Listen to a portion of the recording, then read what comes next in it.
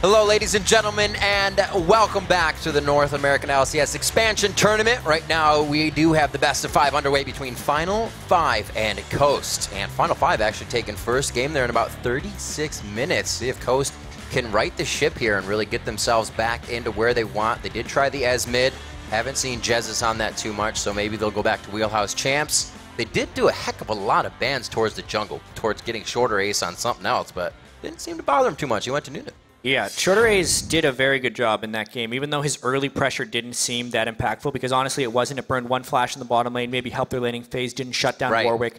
But the objective control is ultimately what ended up controlling that game. Did enough. 4 dragons, the threat of the 5th one, also a Baron buff, and then some Blood Boil action at the end to help them with the base race, give them a lot of momentum coming into game 2 that race. Here. Is it really a race when the other team doesn't even get an inhibitor? Yeah. I feel like we need a new name for that. It's like, oh yeah, that base rush at the end. The base mistake? Yeah. So the Vayne will be banned out. That is a good choice coming from Coast. Like we said, it didn't win the game, but it did cause enough trouble to not want to see it again for that side of Coast. And I think also when someone puts nearly 1,500 games onto Vayne, just make them play something else. Even if you're not afraid of it, he's probably not as good at the other stuff. So you may as well just nerf that player. I'd say that's by throwing one ban on him.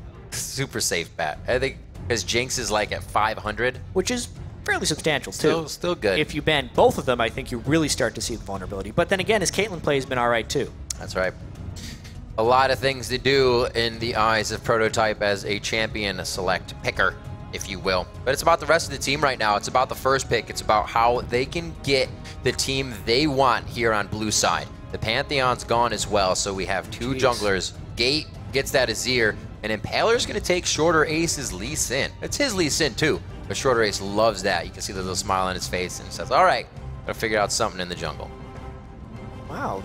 It's strange, because Impaler has played so much Lee Sin in the past, just not much Lee Sin super recently. I love the pick, though. Yeah.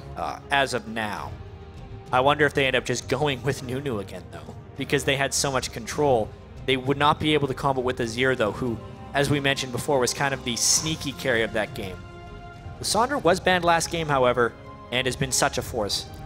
So many pickups from Lissandra. Such good play, and everybody in the top lane has been taking it. Really not seeing the mid. People say it's a flex, but all the top laners are just like, I want this. And Rux, we've heard him be vocal about it. He thinks it's super strong. We're going to see him on it this game. And Rule 18, he'll say, I'll take Janna once again. Always Janna. Yeah. Why not stick with comfort picks for Final 5? They spent so many iterations trying to find 5 players that work. You may as well let those working players play their working champions. And I think Janna's a pretty decent pick against Lee Sin as well. The synergy works. More so, or I guess not more so, that Final 5 is messed up like a monsoon. They're a team that synergizes well. They figured it out. I was going to say more so than not, they mess it up, but more so than not, they actually do it correctly. You'll see teams kind of ulting, or you say, that doesn't synergize, Janna Jarvan. But they make things like that work because they play with the Janna so much. And Prototype loves having that on the backside for more AD. See Gate go for an assassin here, as we've already seen the Corki pick up. That's kind of like the all AD right now with the Soraka, actually, for the side of Coast. Yeah, that's an interesting one. Coast got dictated to a little bit in that last game. Slash couldn't initiate in the right times, and Soraka doesn't necessarily help them with that. But we'll have to wait until the final 2 picks come out. Those are very generic first 3 picks for Coast. It leaves them room to pick pretty much anything they want because they have a nice mix of damage already.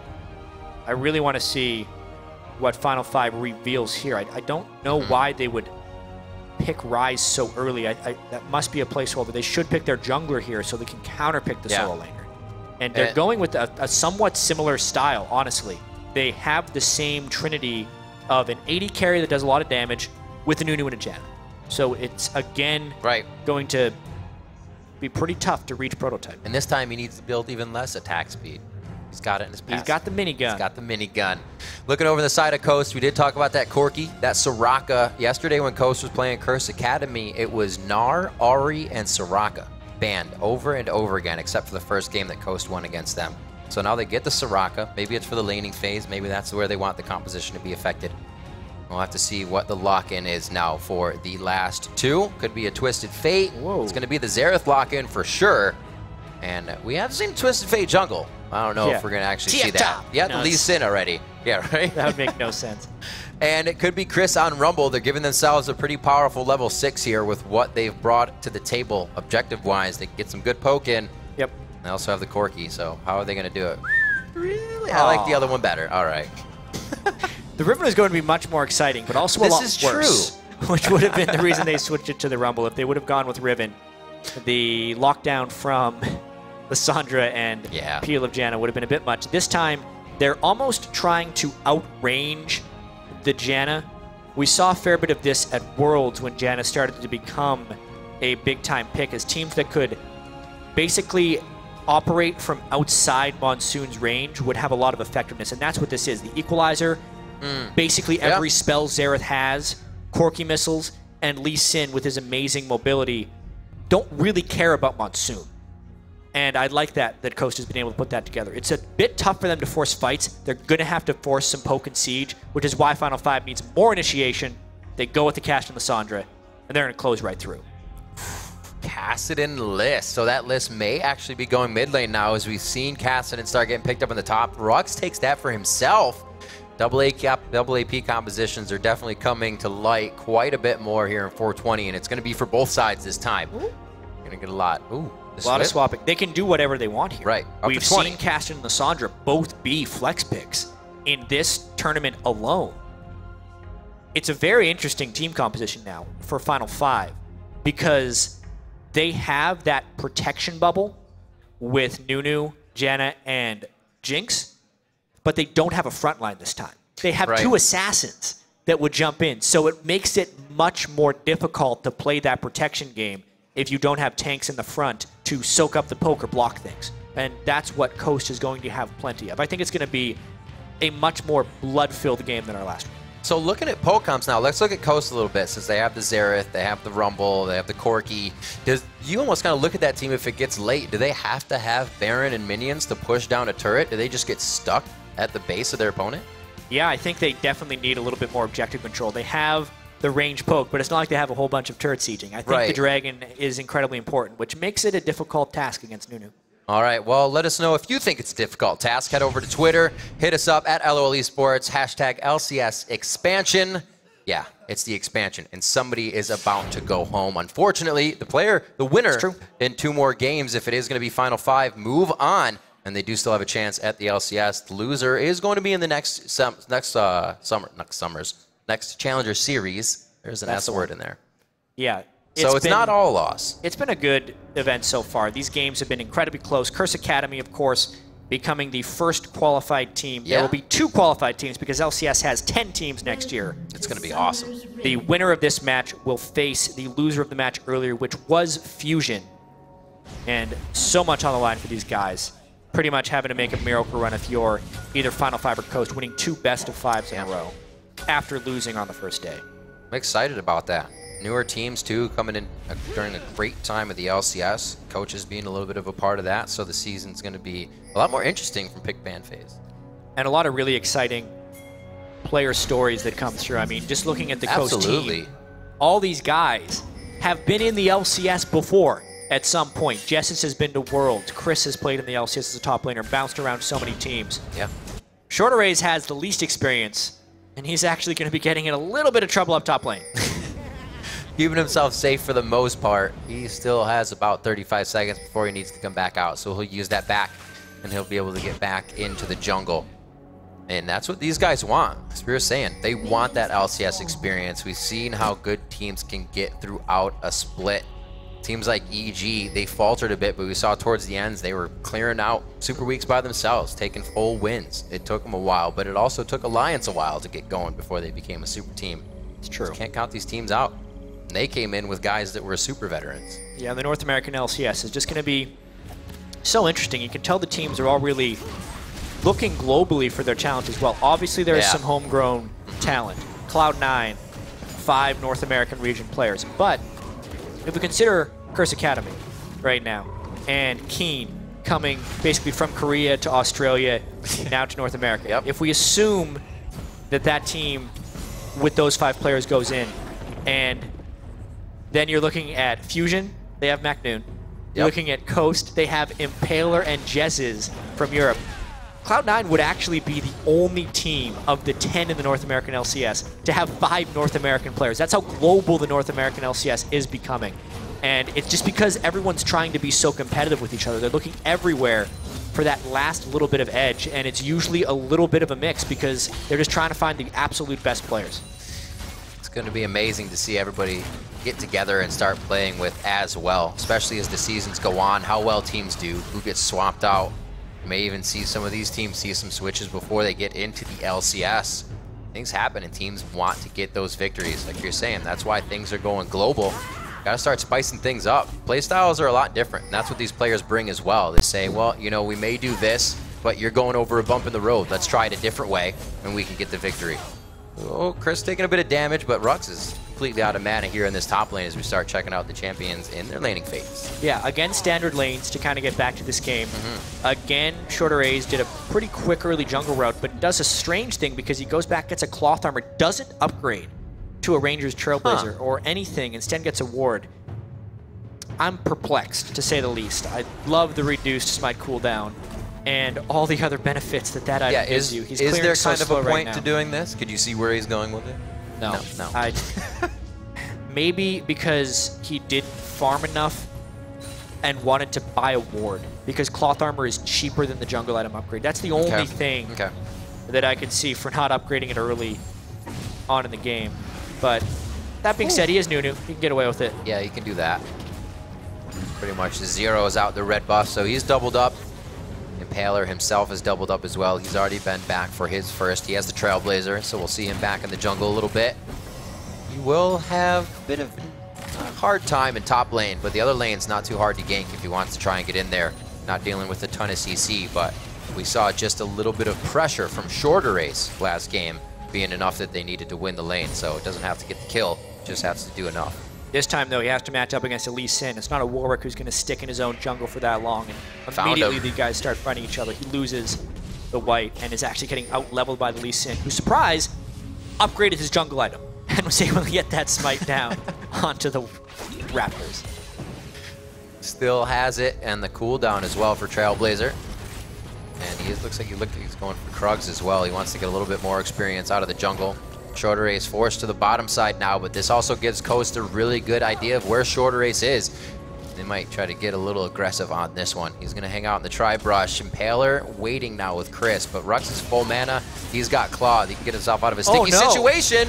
Does so, and he gets out with 100 HP on that one. Flash burned down. No teleport either, so it's going to be a long walk. Rux just getting hit by pretty much everything there. The harpoons into a flame spitter, and then the Sonic Wave before he can eat a safety. I didn't think I was impressed they made that work. Impaler was going to make anything happen up there, but they absolutely make it work, burning the flash and basically denying a huge amount of CS. Also pulling Shorter A's up to defend.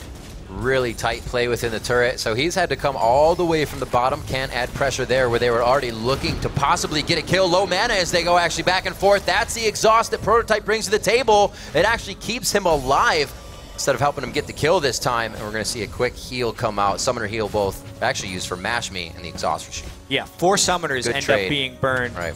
The exhaust is something I actually have a little bit of time to talk about. I don't think it's that bad. I actually think in some situations having exhaust is much better than having the heal. Maybe not in this game, because the only person he's going to be able to exhaust on Jinx is probably the Lee Sin when he comes in. I'd love it against something like a Zed, as long as your support is able to supplant the not having heal in some way. For Rule 18, it's with the shield. However, it kind of comes back to this flexibility point of Prototype always bringing exhaust. I don't think it's the right spell in this specific game. They obviously didn't lose the trade there because of it. They were able to exhaust. It had roughly the effectiveness that a heal would have had. We'll see if it has more effect later on in the game. We're trying to figure out a way where it's just gonna bite him, and I guess we have to see it first, right? Yeah, we'll have. It's basically if he's low health with his exhaust up and Xerath is ulting him, right? Because he's gonna want the heal for the heal and the move speed, but the exhaust will have no way of preventing it. Touche. Get taken out by the artillery of Jezzes. He's actually there. He can do it. Level 6 right now. 5 for Jinx, 5 for Mash. on Corki, so they don't have too much of that objective control over the Dragon just yet, where we're seeing teams mill about, get some of those wards down. Good protection on the pink ward coming in from Coast. Really just going to go back and forth. I guess they don't have anything to do. There's no minions in the lane right now. That top turret already getting a lot of damage on it. Impaler going in for the kill. Thought we were actually going to have some action in the top lane, but it's the bottom still going hard. Jez and Gate back and forth. Not very much mana here for Jez, so Gate's going to try to play with him a little bit, dodging out on quite a bit of the damage. And it looks like Final 5 feeling very good about adding pressure around the map. And pretty even lanes throughout. It will really come down to that warding around the Dragon, I feel like. Yeah. And whether or not the top laners are on equal footing to teleport down. I mean, yes, the CS is close in that top lane, but you can see Chris is level 6, almost level 7, whereas Rux is still yet to hit level 6. It's pretty much a full level that he's had over top of Rux right now. Which means if Final 5 were to try and force a Dragon fight, the Rumble could maybe come down there and be really, really effective. Jez is with blue. Looks like he did get a little bit of help from Impaler on that, who's going to go top lane. Another try at Rux possibly, or at least to get these wards cleared out. Still has a trinket, so they at least won't clear that out, but a good ward from Rux keeps himself safe. They've been wanting to go for Rux on Lissandra. He was vocal about that pick and how strong it is, so it looks like Coast wants to make sure they shut it down. Another ward keeping himself safe. Back and forth. I don't think we're actually going to get too much pressure here. We have seen Impaler back off. Chris, wow, taking turret shots. Nice. That's going to be another one. And you can just see Rux knows what he's doing. If you go invulnerable, it's very hard to dive somebody. And the ward's still keeping him safe. He'll back, teleport up so the plays could be made by Final 5 here. And Rux actually says, don't worry about me top lane. Keep farming mid. Good communication around the map there. Yeah, Rux is holding on by a thread, though, honestly. If he had to pull off that impressive play just to keep the lane even. That's like the second time now. Yeah, it's really tricky for him to maintain strength here. But he does go back and buy, and the lanes honestly continue farming. It feels like Final 5 is probably okay with this game extending. They want Lissandra to get to a point where she can blow people up. They need casting to scale up, get probably a Rod of Ages and a Zhonya's, as well as having a tier, which puts the timer in an even deeper place where it's going to take an incredibly long time for Gate. They know Prototype on a late game Jinx, because she can shoot 700 range AoE rockets with Nunu and Janet, is in a good place. I think they just want to force Coast to make plays here, which they know Coast can't do, because Coast is a fully siege team. So as long as this laning phase goes on for a really long time, and no one groups up to start an objective to get poked down, Final 5's okay with that. But that's really the way they see it. Shorter Ace playing the same game as last time, and he doesn't have to worry about a level 6 infinite duress gank. Just Impaler getting into position. And right now, he's actually going to be reading that like a book. Both junglers actually read each other quite well. Shorter Ace in a very nice position. Couldn't it be better on the timing? He's going to head in. Rule 18 blasts Impaler back with a great Monsoon, but that also separated them from leaves Shorter Ace to hang out to dry by himself. He goes down. That's first blood. The teleport from Chris will give a bit to Rux and pressure in the top lane, but good first blood there. I agree. I do have to ask why, though. Why was Shorter Ace coming in from behind on that gank? They don't need to make any plays. The laning phase extending is actually good for Final 5 in this scenario, but they open up an opportunity. Shorter Ace gets caught out of position. Rux doesn't even bother finishing off his teleport, so they're going to try and trade a turret for this Dragon. But they still end up giving up first blood. And that pretty important Dragon buff, which, as we mentioned earlier, Coast kind of needs if they want to win this game. They need the Dragon control and the Dragon threat because their turret killing is so weak. Right. They have to be able to make moves despite where they are in the game. If they aren't getting the Dragons, then those moves are going to be way harder to make. Even if they're down, that Dragon ability and stats and gold, rather, will give them the chance to get back into the game. We've seen a lot of teams do it. The power is very deceptive in 420. Along with how much gold is on the board. You can't really take it for granted. Jez is keeping himself safe in mid at 96 to 85. But Gate's really not worried about taking this lane down. We seem to be a bit aggressive, but once Final 5 gets their aroma and gets these kills in for Gate, he starts charging up. It's going to become very big. What Coast has done is they have not allowed that to happen so far. 6 through 9, Final 5 has kind of gone through that bit of a power spike for their assassins and not gotten anything out of it. Lost one kill. Looks like Chris is going to be able to get good damage here on the top of the turret. So it looks like Coast not shaken from game 1 loss, and they're just playing the way they should be. Yeah, Coast, it's very important that they bounce back in this game. However, Final 5 has been up 2-0 in a series before. and still found themselves in this game. So it is not over till it's over, and I think that is even more true on this patch in this tournament, just because of the relative inexperience of these teams, the chaos that is ensued in these games, and the unfamiliarity with the patch and exactly how to close the games, all combining to give us this really volatile, cool to watch tournament. Cool to watch indeed, as everybody's trying to figure out what the best way in on these compositions is. Morello Namakan finished up on Jez. He's trying to use that passive he got from the Raptors, but I don't know if it's going to give him anything he wants. Looks like he got it. Impaler is camping this bottom lane for the second game in a row, and he catches him. Why was Prototype there? Huge hit on a Prototype again, too far forward. They don't have any wards in that forward brush. That's the second time, as you said, Impaler's just able to walk in on the kill. There's the artillery. The shield will save him. He will not go down, but it might be Mashme able to land a rocket on this one. That's the big one. That's Rule 18 going down, and Coast capitalizes once more. Coast is beginning to take control of this game. They have good pink ward control. Honestly, that catch could not have happened without absolute certainty that they had control in that bottom brush. They also knew where Nunu was because they just seen him clear the ward, so they knew if they got in quickly with that kill, they'd be able to finish him off as well. And honestly, it was not good situational awareness by Prototype. When he knows his support and his jungler are that far away, there's no need to press up that far for the minion wave. Wait until Jan is close to you. Well, it's kind of like history repeats itself. Did the same thing on Vayne last game. Kind of feels a little bit safe for that last minion wave. Ends up getting himself killed and giving the assist over to 2 other people because Coast reads it like a book. Chris trying to be a nuisance here in the top lane. Overheats himself, so he's got to be careful. Rux is just on the ultimate. That's going to be the hit. He actually misses the W. Doesn't get in close enough to get that damage down for the extra lockup. Yeah, but he's got 2 levels on him right now. And he's already built a little bit of magic resistance because he knows that the only way Rux turns this around is if he bursts him clean down. Chris playing that lane really well. Helped from the early jungle pressure from Impaler, something that did not exist in game 1. Shorter Ace really yet to have a big impact on Nunu outside of getting caught occasionally. Oh. That's a fast Soraka right there too. Flying into an injured teammate so quickly. You remember Saint talking about that at IEM. He loves to watch that happen, and she does just come zooming down the lane if you watch the mini-map. And especially because she had the mobility boots too.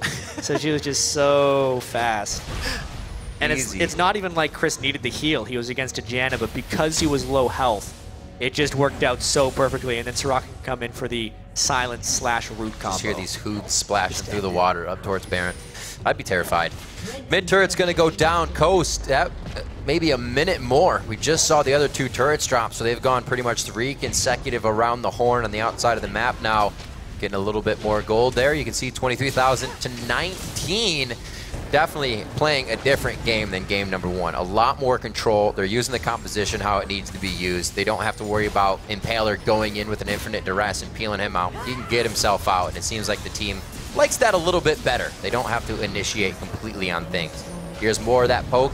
One of the harder turrets to try and defend, and they're going to do so. Looks like the shield will keep everybody healthy. He just stood still. Maybe trip on his shoelaces? Hey, maybe he thought he was going to portray predictives there. Oh, that's Guesses true. Could not be fooled, though. He finished him off there. And, the Prototype ultimate hits nothing. Yep. That was a mini-map thing. Super mega whiff rocket. Honestly, right now, I think Final 5 is a little bit lost as to what to do. They had such a strong front line and team fight strategy in the last game, and they could really control the map. But they are a little bit misguided with their team here. Rule 18 has nothing to peel. They have a couple of assassins and then a guy they're trying to protect, but everyone just keeps getting caught out of position. Prototype. Oh, the TP in. A few more shots. Impaler gets in the way. That's going to be one last auto attack coming in from Rux. Prototype's going to finish this one off with the Gatling. Oh, no. What a save. Sheep coming in from the side. Impaler takes the Lee Syndrome all the way in and kicks Prototype in the mouth. That's going to be another kill for them. 30 seconds on the Dragon as well, which helps. They should be able to hopefully stop this. Maybe they'll let it go down and grab Dragon as Final 5 backs. Yeah, the game's getting a little bit more crazy now. But Coast maintains that level of control. Good cleanup there by Impaler, but definite first moves made by Final 5. They couldn't get many player kills, but 3 turrets may open up this map a little bit. Yep. The timing just doesn't work out for Dragon, though. Let's see that one more time. Prototype, the valiant effort. He says, I'm not moving until this drops. Yeah, pretty interesting skirmish, and this is one of those times where the exhaust really works out for him. Yeah. I think exhausting Chris during that flame spitter reduced more damage than the heal would have healed him for. And then Impaler, a flash for the already really fast Soraka, and an exhaust of his own, which honestly probably wasn't needed. Just made a nice collapse opportunity by Coast. It also delayed the backs long enough for Final 5. The Dragon number 2, and more control go to Coast. Very nicely done by Coast. Coming up strong in this one. And we've seen Final 5 play from behind before. We saw it actually against Fusion.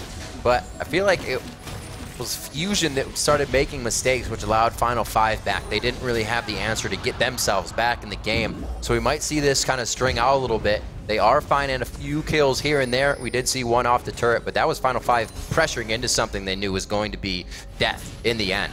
Can they get out of those situations alive? Yeah, if we think back to that game, Final 5 just went into turret pushing mode. They didn't care about getting killed from time to time when they started killing turrets. Honestly, in the last 3 minutes, Final 5 killed 4 turrets.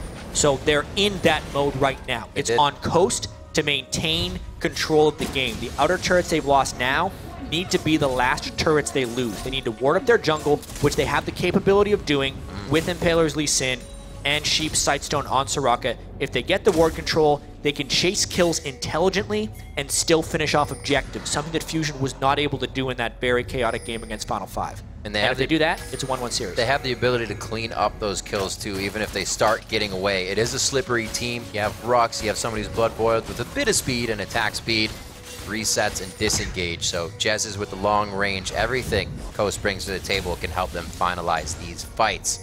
We did see a 36-minute game last time. A lot of this weekend has been 50-minute plus games and whatnot. It seems these teams have found a way under each other's skin after that 30-minute mark, and they're able to bring it to town and bring it to the Nexus. Few Barons have been had, but like we said, lately it's been about the Dragons on the 420 patch. Coast has the team to lock down those Dragons, and they have done so far. 2 Baron in 30 seconds. We'll see if anybody even really gives that a thought. You never know. There's been a lot of sneaky Barons that have happened so far in this expansion tournament. We could very well see a few more of those.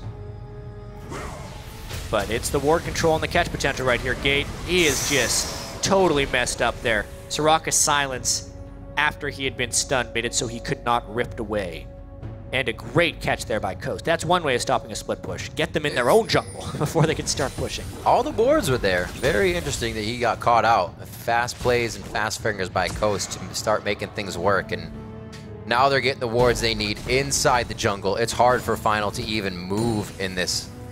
Looks like they're going to start getting taken out one by one. The death timers are still pretty low, so you can see they're trying to gain some ground here and stop Coast from getting in too much farther. That's a good flash. Gets himself kicked actually to safety. Prototype's got to watch himself getting poked from Jessis, but if he calls out that Jessis is low on mana, Final 5 could actually find a way to fight this. Yeah, this could be one of their few chances, but they have to get a good initiation from Rux. If he can flank properly and get the right kind of Lissandra ultimate down, they would have a chance. But they know they're pretty far down right now. Yeah. Another fight could mean Baron in the game. They might just try and keep up the chaotic split pushing game. Let's see what Rux does. He goes. Chaotic indeed. It's going to be a teleport in from Chris as well. On the other side, him and Rule 18 meet face to face. The Leandries is going to help bring him down along with Impaler. Actually, Chris takes down Janna, that is Rule 18. He finally gets hit up as they're able to kind of separate the fight. But all over the map right now. Final 5 gets out of that one by the skin of their teeth, a 2-2. And the teleport was burned from Chris. So even though it didn't seem like a very clean fight by Final 5, they end up coming out on top as long as they don't suffer any casualties later on. Really close stuff. Coast needs to make sure that doesn't keep happening so they don't lose their advantage. I like that play a lot. That was Chris in the bottom lane, and he was about to have his way with that second tier turret. Good push into the mid by Final 5. Really drew over that teleport. Let's see this one more time. As soon as he sees that that could be a fight, he's out of that lane. And it ended up being a really split fight. You could see Rux trying to stick onto Mash, but Soraka ended up giving him enough healing anyway that that side of the fight actually went pretty lopsidedly. Yeah. The Rumble was actually a huge force. He basically 1v3'd the Janna protection squad. Right. It's like we said, it's this disjointed team from Final 5. 2 divers, and then a couple of dudes to try and keep Prototype alive. The protection squad didn't do very well that time. They still lost the Janna and only got 1 kill back in a 1v3, but the dive squad was able to even it out, and everyone ran away with very low health. Very interesting way they perceived that fight right off the bat and kind of took to it. clearing it out. 2-2 is nothing to be sad about. This could be pretty sad here, though. Jez is getting hit very hard. He's going to get almost hit by the Super Mega Death Rocket. Slowly taking him down. That's what I was wondering. Chris gets locked up. That's going to be not the Ignite. No, I thought the Leandrews would burn him out, but he lives with just a sliver of health. He gets excited. That's Prototype. One more shot. The double kill for him. Whoa! Impaler and Mash both going in. They see low health bars, and they feel like they can mop this one up. This is going to be dangerous, though. It's Prototype still with a lot of damage under his belt, but they feel like they can push it out. They do so with the vision of wards. Whoa. A flash Q miss as well from Impalers. He wants to go even harder, but they're not going to be able to get the re-engage. That goes for, I believe, a 3-for-1 across the board. And almost a huge cleanup by Impaler and crew. There's one! That's going to be the cripple. He takes down a Gate, and it's going to be a wait there. So you see 35 seconds on the clock, but there's a few mistakes there made by Final 5 after that fight. Yeah, the recall by Gate. There was a pink ward 5 feet away from him. If you recall on a pink ward, he lives. But in this fight, Jess is not with his team. Gate actually, I was surprised it took him so long to kill him here. He was being very certain to dodge the skill shots and then had to move out of the silence zone. And Rux actually ended up taking a whole bunch of damage. I'm very surprised he didn't die there. This is 2 fights in a row where Final 5 has gotten away with slivers of health. That's the kind of stuff that actually lets you come back in games if they can continue to do that. The chase afterwards, obviously, we know what happened, but it lasted so long, they're fighting again. Super bloodthirsty right now. That's a huge kick coming out of Impaler, and they're able to finish off Rule 18 quite fast. Monsoon down, his Ignite and Flash are already down. So even if he was in the fight, that wouldn't be helping too much. But they are going to be able to pick up now a 3rd Dragon in the game on the side of Coast, becoming that much stronger.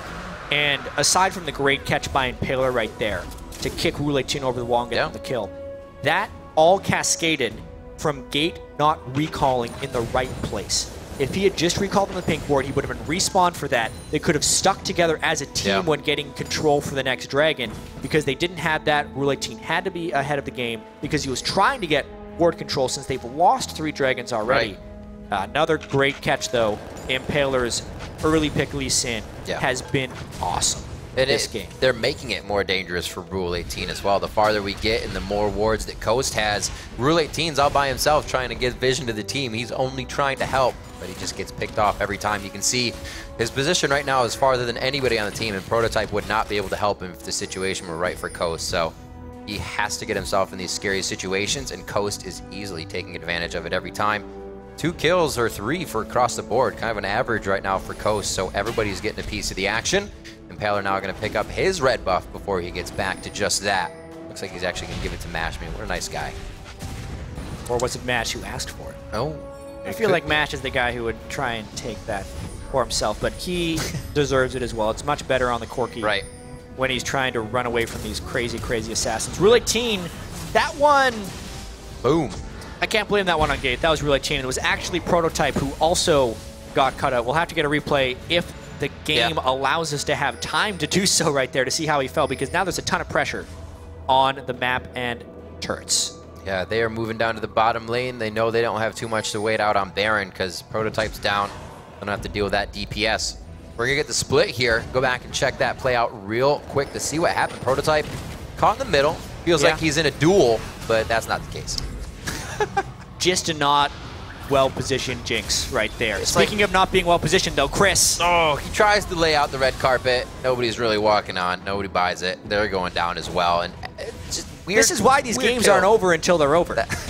Because they don't have the proper vision control, and they're trying to split in too many different directions. First off, we have Prototype not being in the right position and not running as soon as he sees the red buff Corki. And then we have Chris doing God knows what in the top lane by himself, also gets caught out. And now Gate, what's he doing? Oh, gotta walk around the worm. It's big. Kicks him. Oh, he does connect it. I thought it was going to be just on the edge. Calculated. He gets it. Yeah, Impaler's really good at Lee Sin. This game has deteriorated a little bit right now. Everyone's getting caught. Gate's going to start counting on his fingers how many times he's been caught back in, and it's starting to create problems for the team. They're kind of, I wouldn't say on tilt here, but they've definitely given up the 110% mode. They're kind of a little lackadaisical in taking their own jungle back. It might be a little demoralized. Coast bring it to them hard, 15-7, but they are not out of it yet. And there's been so many deaths from Final 5 because they have lacked vision control that it's difficult for them to check this. However, Coast got real messed up by the Baron right there. So they end up having to back away as well, not willing to risk things. I think they need to wait a little bit more for some of these later Dragon fights and get Dragon 4 and Dragon 5 before they can end up taking this Baron safely and just continue to play safe. They can't have Rux getting caught out of position, and they've already experienced the danger of getting caught by Gate. It snowballs very quickly. Nunu speeds everybody up. Prototype gets excited if he gets a few kills and has a lot of damage at his back. It's a dangerous game. Dangerous game indeed. I like that mastery. It's a pretty fun mastery. So Gate charging up on the Seraph's Embrace and the Rod of Ages as well. He's the only one who picked that up. We don't see Rux with one, just going for the pen and the Void Staff and the Morello Namakan. Corki with the Blade of the Rune King within his build. Interesting knowing that a few people are going to be getting close in that Kassadin and that Lissandra, trying to get a Nunu off him as well. We haven't talked about that build much. It's what Corki ends up building if he wants a little bit more mobility. Against a Kassadin and Lissandra, it's what he's going for, but I feel like I would still rather have a Bloodthirster, an Infinity Edge Bloodthirster for the shield so you don't get one-shot as easily, or an Infinity Edge just for more straight-up damage since they're going to close on you and stick.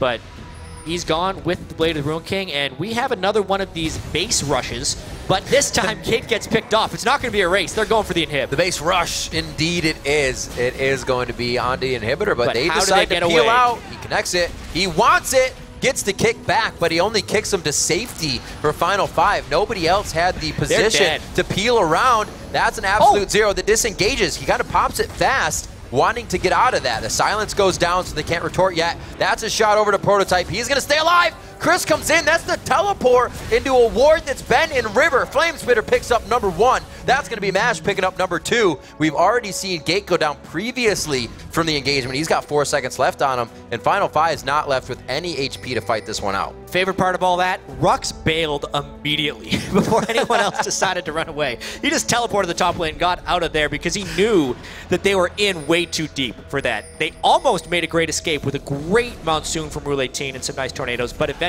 got closed on. A couple of them died. Gate has respawned though because Rux bailed and because Nunu was still alive. This Baron is still very contestable. Shorter Ace, felt it earlier. He doesn't have the flash this time, so he can't get himself in range. But he's still got Smite Consume. Consumes a little bit shorter. There's Lissandra! I don't know if he's going in. Baron's not getting hit. That's going to be Rux going down. Corki with some good kills here, and that means Mash is only going to be able to put out more damage. Everybody just flashes out of the pit. Shorter Ace goes down. Gates also going down. They get Baron, and what a chaotic fight as Final 5 is just kind of throwing themselves in, trying to see if they can stop Coast, but it only gives Coast more of the kills. I love the fact that Rux went into the middle of the team as Lissandra. I hate the fact that he didn't ult himself. Dude, you're in the middle of 5 people. Make it so they can't hit you. You'll still hit them. He tries to kill Impaler because they were thinking of a steal opportunity, I think. But I think it ends up costing the game. The catches continue. Nobody is live. Baron is gone. That inhibitor's going down. It's still quite short on the timers. They have 3 of the main members up. Prototype's still going to be down. He went down last, but Coast is just running away with this one. A lot stronger than what we saw in Game 1. They've switched it up. And they're just playing as it should be, as the LCS players that they used to be and that want to get back into the LCS. Yeah, they've made a mistake here and there, but in the meantime, they've controlled so much and made so many big plays. And Impaler in particular has played exquisitely on Lee Sin. Yeah. Mash has played incredibly safe against 2 very potent assassins in Rux and Gate in order to stay alive. The Blade of the Rune King does help with that, with his ability to move away. They take yet another dragon. Let's take another look at this Baron. One more time. Yeah, I mean, Rux it's right onto Impaler. He dies immediately. He doesn't have Zhonya's yet. The only way they have a chance there is if you ult yourself on the Sandra. You still get a bunch of damage. You actually potentially get more because it emanates from around you. He would have hit absolutely everyone with his ultimate, as well as having on-target for 2.5 seconds, which could have given more time for the rest of the team and maybe prevented something. It was a long shot, but at least play it right. You still smite through that anyways, right? It's not a suppress. Yeah. Yeah, so... they were trying to kill him. Yeah. They're trying to burst him down as quickly as possible. But with a Soraka there, you have to spread your damage and actually finish off the Soraka with some AoE. Got to take everything into account. We've seen people backing in places they shouldn't back, doing things they shouldn't do. So you forget about these champions who have the little windows of things that are completely going to counter you.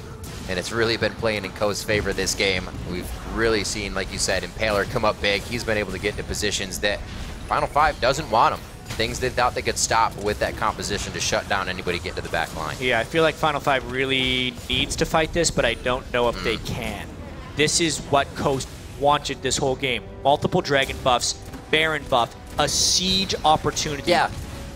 And they have this. If Xerath lands anything, it makes Final Five too low to engage. I mean, when we started this one, I said, aren't they just going to need Baron to get through this? There's too much poke, but you see how much siege it gives them now. Absolutely decimating the base. They're going to take it. The wish goes out early, but Coast was already very low. There's no health regeneration on this Baron, and it looks like they're going on quite fast. The Zap hits. He is not going to get locked up by the Equinox. They're able to make it through that one. Dodges out on the Star Call as well. Prototype with the red buff trying to lock it down. Sheep could be delivering one more slow on the back, but he's not able. No, one more, the Zap, the Sanyas. I would not stay in range for this Sheep. It is not going to spell good things. Gate does not choose to follow still. They're going to get some wave clear on this. Prototype looks like he actually might want it. The angle that he's cutting off may put him in range. I don't think it's going to happen that much anymore. Soraka makes it too far out, and it looks like they're going to get out alive. A good push by Final Five, but that was a chase. They didn't get much off it after that. Yeah, but they did save the all-important inhibitor. And let's take a look at why this happened. They actually got poked down fairly heavily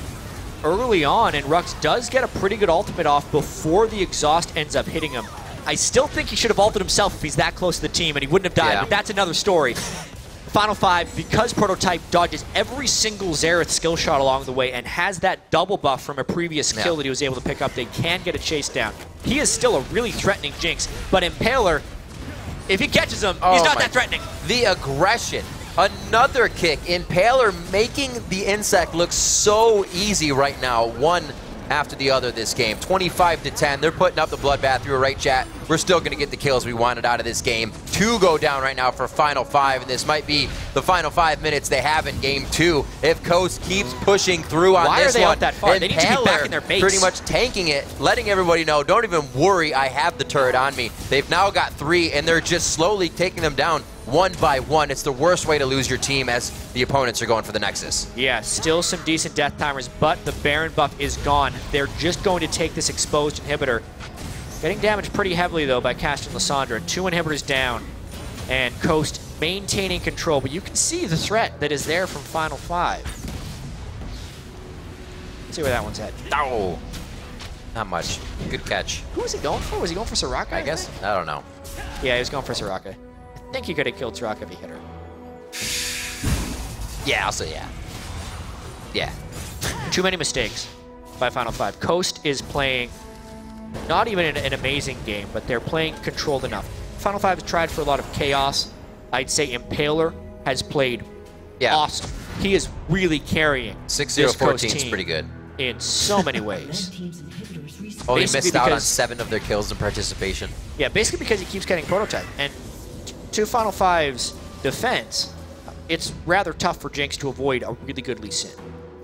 It's not like she can dash away as he flies in to stop from getting kicked backwards. If Impaler gets her, she's getting kicked. Also credit to, I was thinking about this today as well, the Lee Sins that we've been seeing, you got to hit those Qs as well. He's predicting if Prototype will dodge. He's been hitting them all, so all the credit we're giving to him, even more there for making every one count. Because you miss a few and everybody's like, oh, he's not a very good Lee Sin. But when you hit them all, it just wows you. And still trying to make plays for the team, giving vision now onto shorter race. Jez is just on the backside here to follow up. And by himself, pretty much making the entire team react, and all of Coast able to collapse down. Nobody even thought of giving Shorter Race any help there, and they're going to keep going. Rule 18 gets kicked out, the Sonic Wave to keep him in. He's waiting for the energy, and he does get the Resonating Strike. Locket of the Iron Solari goes on to make sure he has a bit of the defense needed to get out of this one alive. Gate comes out of nowhere on this one. He's able to pick up 1, but we've been seeing any time these Final Five members go in, it's almost a death mission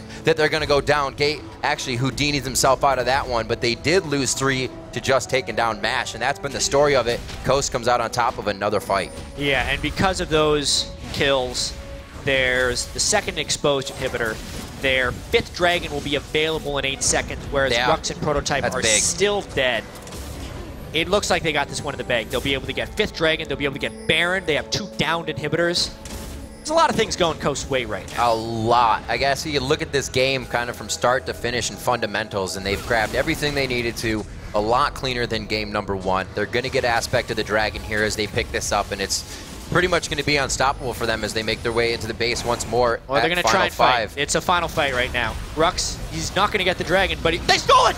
Oh my god, no! Prototype actually gets it as the 80 carry. They take down Jesses. They take down Sheep. Chris gets obliterated, and Rux gets a double kill for himself. Mashme had just spawned. That's the only reason he's alive. They can get Baron now because they killed pretty much everyone. They still need a base defender, but I still think they can kill Baron. What? Impaler played so amazingly the whole game, but then he doesn't execute the Dragon properly because he was too distracted by Lysandre flying in. A Jinx rocket steals it. They have the Nunu. They're sending Lysandre back for base defense. They may keep themselves in this game. Mash, 1v4, what can he do? Absolutely crazy.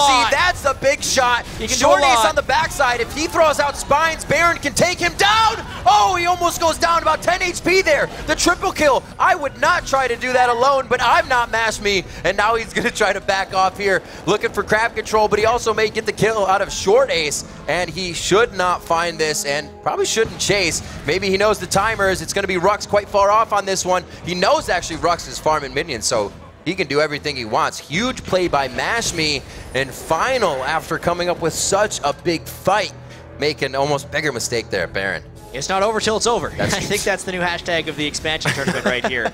But Coast will be able to get this Baron. Yeah, that's huge. I think, unless a minion auto attack steals it from somewhere. But I think they're going to get this one. They, again, regain control thanks to Mash being able to rocket people out of the pit. They were too low there, and they didn't peel properly for Mash. Slash didn't have the capability of peeling properly for Mash when he came in. That was so explosive. Yeah, well, first we're going to replay this Dragon. Kid somehow even gets close enough to the Dragon so the AoE damage can kill it. And then, then Rux kills everyone because the Jinx rocket hit them pretty well, and they're able to steal that Dragon, plus just clean up the fight. But after the fact, the Corki 1v4 was so critical. The fact that Rux, the person who was basically tasked with killing Mash, had to be back to kill minions. Yep. But they needed the Jinx there to...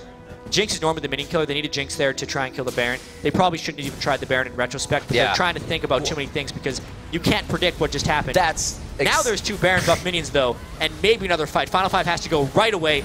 Let's see when Rux engages. That's exactly it. You're seeing another portion of the mentality that happens on these players. They were so excited about getting Dragon. They kind of put themselves into a tight spot at Baron, now holding off what could be one final push here for game 2. And it looks like Coast is going to be pushing on to the Nexus turrets now, 36-15. The kills on the board as that Bloodbath, like we said, did come about. Now the last kill going over onto Gate. It's going to be the Nexus turrets going down. They're going to be able to drop the second one, and it looks like Coast nicely coming up with game 2 here in this best of 5 series at 40 minutes. Several heart attacks later for Coast fans with the craziness that happened in that game. But they do even out the series. They should feel pretty good about that game. There are a lot of uncontrollable things that didn't really go their way. Prototype's laughing a little bit, but he died 9 times that game. The Jinx didn't work against that composition. Lee Sin caught him out too many times. Jesses could destroy him from range. And team composition-wise, Coast did so much better that time than in game 1. First with the Lee Sin pick, and then just really forcing Final 5 away from their really tanky composition they had in the previous game.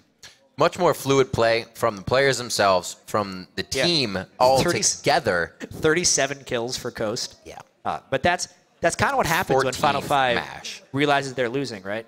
They just kind of run everywhere. Some of it looks really bad, but some of it is effective because they end up forcing these strange situations. There were so many times in that game where we're just thinking, like, why is Final 5 doing this thing? Right. Yet at the end of the day, they almost pulled a miracle out of nowhere. But this is true. It ends up being a 1-1 series. It's a weird way to say this, but the mistakes are glaring, which is good. It means you can pull them out, right? Prototype has, in 2 games, gotten caught out a little bit in the bottom lane. The Nunu didn't really work the second time. Short Ace playing a little too safe. So they know exactly what they need to fix coming into this next game because for sure Coast found out what those things were. And they were able to take that game very strong. I mean, it looked like Impaler had no fear in his engagements, even before they had enough vision in the other side of the jungle. So we'll really have to see if Final 5 can right the ship here. We did see a huge play from them at the end of the game, but Coast, still with the veteran LCS players that want back in, they were able to pull out that game, even up this best-of-5 series, and we're going to come back with Game 3 in just a few minutes. We'll be right back.